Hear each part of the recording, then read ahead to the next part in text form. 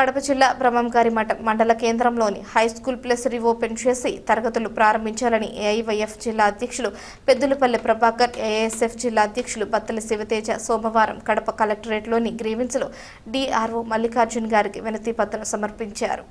ఈ సందర్భంగా వారు మాట్లాడుతూ కడప జిల్లాలోని బ్రహ్మంగారి మఠం మండల కేంద్రంలో హై స్కూల్ ప్లస్ 2024 మంజూరైందని, ఒక ఏడాది పాటు 25 మంది విద్యార్థులతో తరగతులకు కూడా నిర్వహించి పూర్తి స్థాయి సిబ్బంది లేరనే నెపంతో 2వ ఏడాది కళాశాలను మూసివేయడం జరిగిందని, ఈ ప్రభుత్వ జూనియర్ కళాశాలను తిరిగి ఈ విద్యా సంవత్సరంలోనే తరగతులు ప్రారంభించాలని వారు కోరారు.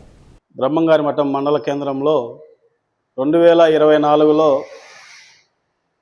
హై స్కూల్ ప్లస్ జూనియర్ కళాశాల మంజూరవడం జరిగింది. ఒక ఏడాది పాటు ఇంటర్మీడియట్ మొదటి సంవత్సరం క్లాసులు కూడా జరిగాయి. అందులో నుండి ఎగ్జామ్స్ కూడా దాదాపు 25 మంది వరకు ఎగ్జామ్స్ కూడా రాశారు.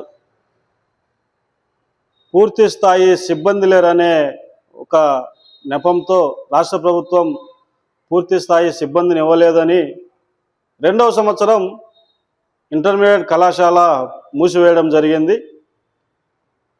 ఆ స్కూలు హెడ్ మాస్టర్ గారిని వివరణ కోరగా 10th క్లాస్ చెప్పే టీచర్లతోనే ఇంటర్మీడియట్ కూడా మేము ఒక సంవత్సరం చెప్పాము. 2వ సంవత్సరం కూడా చెప్పాలంటే కొంచెం కష్టంగా ఉంది. దానివలన రాష్ట్ర ప్రభుత్వం ఈ పూర్తి స్థాయి సిబ్బందిని కేటాయించడంలో నిర్లక్ష్యంగా వ్యవహరించింది. దానివల్ల మేము జూనియర్ కళాశాలను మూసివేయడం జరిగిందని చెప్పారు. దీనిపైన ఈరోజు కడప కలెక్టరేట్లో గ్రీవెన్స్లో డిఆర్ఓ మల్లికార్జున్ గారికి అఖిల భారత యువజన సమాఖ్య ఏఐవైఎఫ్, అఖిల భారత విద్యార్థి సమాఖ్య ఏఎస్ఎఫ్ ఆధ్వర్యంలో వినతి పత్రం ఇవ్వడం జరిగింది.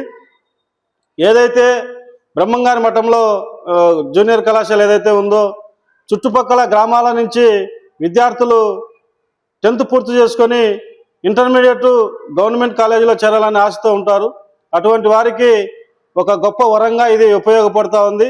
దీనిని ఈ విద్యా సంవత్సరంలోనే తరగతులు ప్రారంభించి విద్యార్థులకు రాష్ట్ర ప్రభుత్వం మరియు స్థానిక ఎమ్మెల్యే సుధాకర్ యాదవ్ గారు విద్యార్థులకు అండగా నిలవాలని విజ్ఞప్తి చేస్తూ ఉన్నాం.